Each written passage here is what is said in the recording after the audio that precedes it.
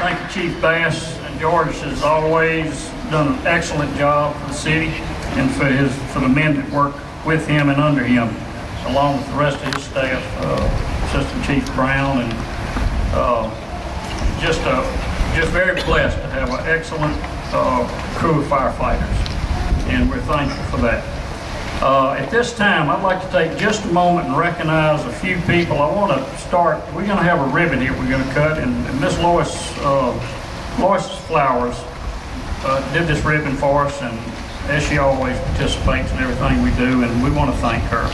And we have, let me start with my lovely wife Pat's over here, and she generally keeps me perked up and trying to do right. We have our Board of Aldermen, Kay Couvillon's on the front seat here, Mark Lyshin, Gary Ponche, Ronnie Hammonds, Leonard Karuba, our City Clerk Becky Schruff, and Deputy Clerk Stacy Dahl. And we're proud to have them in attendance with us. And if I missed any aldermen, hold your hand up, please. Oh, my secretary, Charlene Stock. Yeah, I better do that. I'll have a bad day tomorrow. We have Dr. Marlon Ladner, our District 3 Board of Supervisors. Thank you for sweating with us, Marlon. Wayne Ellington, Senator Cochran's office. Murtis Frank, Senator Cochran's office also. Murtis and Wynn are always very helpful, along with, I think we have some more, we have T.J. Moran, Congressman Palazzo's office with us. And Representative Richard Bennett, I promise you, he was to be here and was going to be here, and he had an appointment he could not change or not get scheduled again for another month or so he had to pass.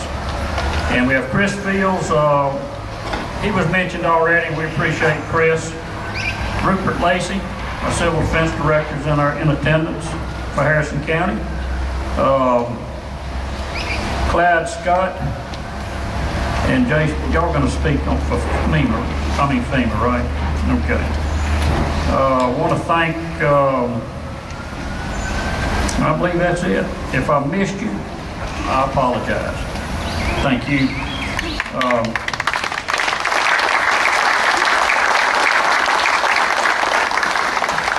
This has been an ongoing labor of love all the way from the beginning of securing this property. Mississippi Power Company worked with us and donated this property, this location, the year that Katrina hit. The process was over right before the storm came, and we had us a new location, thank the Lord, that we had a place to mitigate and move to let all the risk come, all this rest of it came to pass because of that, and Mississippi Power Company was instrumental in that, and I want to thank them, along with the contractor and George and all the different ones who have different agencies.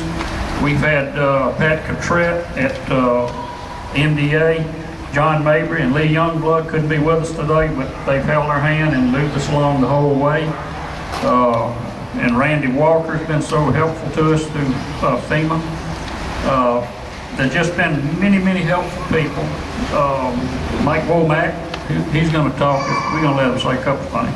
And he's been instrumental in helping us too. I think that with that said, we can thank just many, many more, but I'm going to turn this over to our insurance commissioner for the state of Mississippi, Mike Cheney.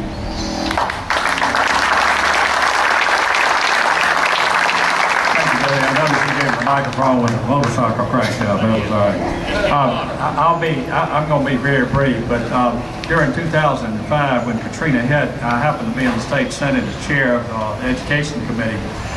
Governor Barber called the day after and said, "I want you at the airport at 1 o'clock," and I was serving hot dogs in a hot dog line in Vicksburg, and we're going down, and we looked at the devastation to the school system. Through the efforts of FEMA, I want to thank FEMA, and through the efforts of Mike Womack, Nina, we've got $600 million to rebuild those schools, and it's an example of what you see today with public education. I'm proud to say that we had a little part in it. I know a little bit about the history of Station Number 2, what happened when it was destroyed, and the guys went back to a metal building and kept protecting about 15,000 to 17,000 citizens here. A lot of those people were trained at our State Fire Academy. Executive Director Reggie Bell's over here behind my Chief Deputy, Ricky Davis, who's the Chief Deputy for the State Fire Marshal's Office, and Larry Barr. Why they're important to you, they train your firemen, the first responders. That's important for you to know. Firemen put their life on the line every day of the week. They're the first persons that are called out in case of a catastrophic event.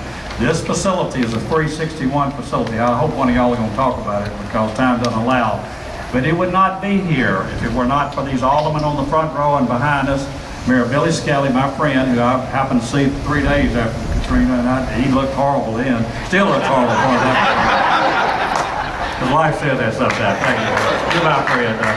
And Richard Bennett. Richard had a lot to do with us being able to build this facility, and it helps you save lives and property, and it keeps your fire rating up. You know, I don't talk about the fact that it also keeps your insurance rates down because I understand the problem on the Gulf Coast.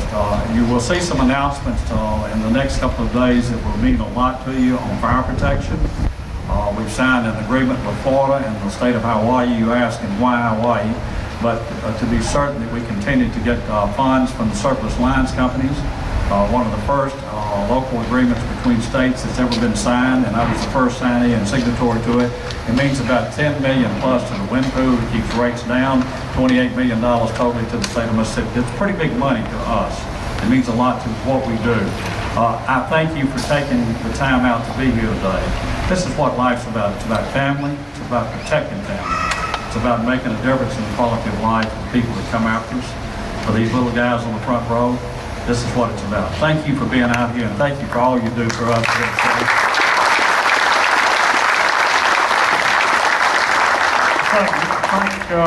Mike Cheney for taking the time to come down along with these other officials. I got a grant in FEMA. Do you? I wish you luck. It may take you 4 years, but you work it through. I also mention somebody terribly helpful to us, Patrick Moore with AMEC. He has been our grant person, mitigation person, making these monies blend. And Patrick, thank you. And Ryan, JBA Kim. We mentioned Ryan, but I have to not leave out the main enchilada, and that's Glenn Curry, the lead architect on this. His son's standing over by Ryan. Wave at us so we know you're better looking than Glenn. That's it.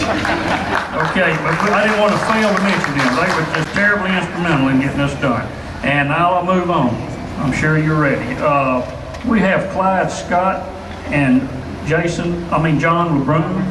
They're going to take a moment and speak in Randy Walker's stead. Randy couldn't be here, and this will be from FEMA.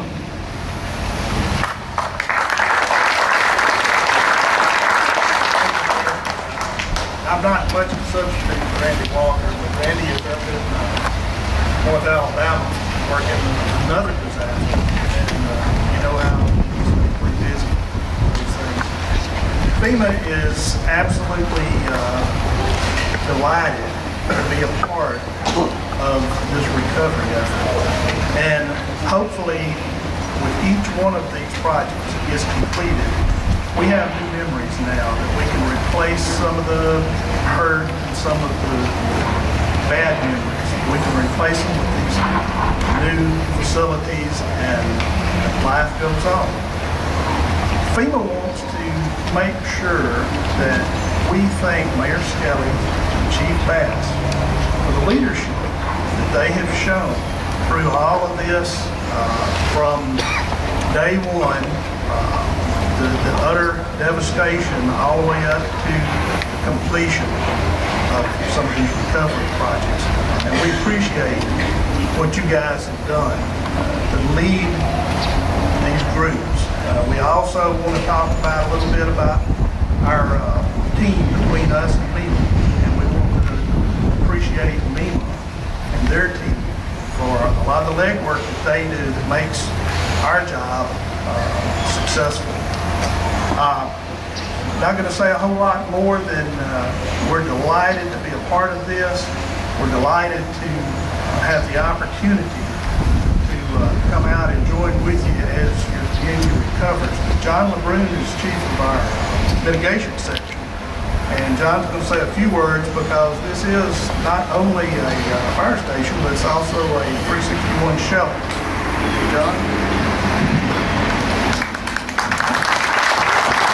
Thank you, Clyde. As Clyde said, my name is John LeBrun, and I'm the FEMA's Mitigation Section Chief here in Mississippi. I've been a volunteer fireman myself for 22 years in a previous life before I came to FEMA. And I got to tell you, it's an extreme pleasure to be here today and see a building such as this. I remember the first time I came to Long Beach, it was shortly after Katrina, and we met out in the fire station. Chief Bass was there, and the mayor was there, and the council, and it would have been in September of 2005. And I got to tell you, it was not a pretty sight at that time. How different things look today. You're all to be congratulated for coming such a long way. It's very gratifying for me to see a FEMA application developed, approved, and the actual construction completed. It's a fine day today. This station is what we call built to the 361 safe room standard. It's kind of interesting to me to see in my travels around, see interviews of other people, and all of a sudden people seem to know what 361 means, whereas before they wouldn't have a clue. But it's a 361 safe room standards for first responders, built from the ground up. Total mitigation, we've got about $2 million in the building. This is approximately 9,000 square foot hardened structure, which will be equipped to safely house about 50 first responders before, during, and after a tornado or hurricane event, with sustained winds up to 200 miles an hour. 361 standards means the construction will be above code. In other words, above your codes and standards, so that the building will provide near absolute protection during such an event. This includes backup water and sewerage, backup power generators, restrooms, and other sheltered necessities, structural integrity to withstand winds of 200 miles an hour, impact resistant to withstand a missile such as a 10-foot 2x4 traveling at 100 miles an hour horizontally. It's quite a building. Hazard mitigation is defined as any sustained action taken to reduce or eliminate long-term risk to people and property from natural hazards. This project is designed to save lives, and we can think of no higher calling for the expenditure of these mitigation dollars.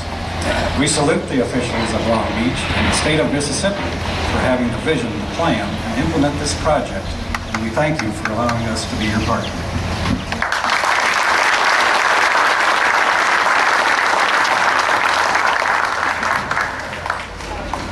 Thank you, John.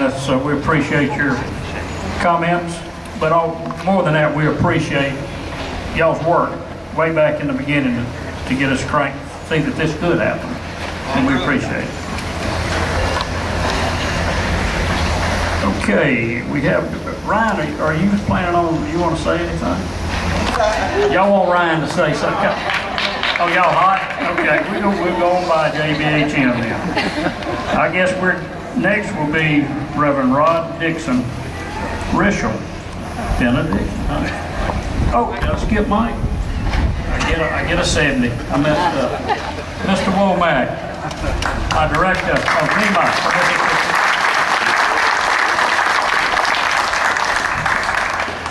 I am going to make this quick, but I first have to say this. I've been busy the last couple of months. Haven't been able to get down here like I usually am, about 2 or 3 times a month. I want to first congratulate you on everything I see. As I drove in off of 90 and see that you're largely complete with the work down at the waterfront, it looks tremendous. And so does everything else as we come up this way. You know, we were talking about this firehouse. We were talking about the fact that the city government had to move to another firehouse to have some place to work after the storm. But you know, I was thinking as I came here, that same thing happened in Pass Christian. It happened in Bay St. Louis, and it happened in Waverly. In fact, in 3 of the 4 cities, the first time I met the mayor of some of the city, which was probably about Saturday after the storm, was in a firehouse. And I got to thinking about that. You know, the commissioner here talked about the importance of educational facilities, and we know that the people are what makes a community, but we have to have these structures where we come together to do the business and to educate and do the things that governments are supposed to do. And I think it's somehow fitting that the schools have been rebuilt, The city hall has been rebuilt.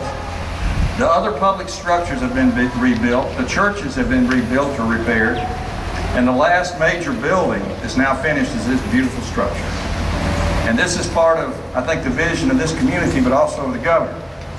And the reason I say that is this hazard mitigation money, which is about $300 million that was allocated to the state. We have a tremendous amount of flexibilities where that money can be applied.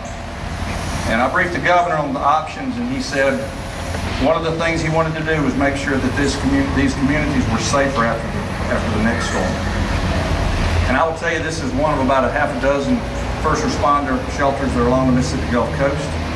But when we're finished in about 2 years, we're going to have about 60 structures that are hardened, some for general population and some for first responders. So I'm tremendously proud to be a part of this, and I salute this community for the great work you've done over the past almost 6 years. Thank you.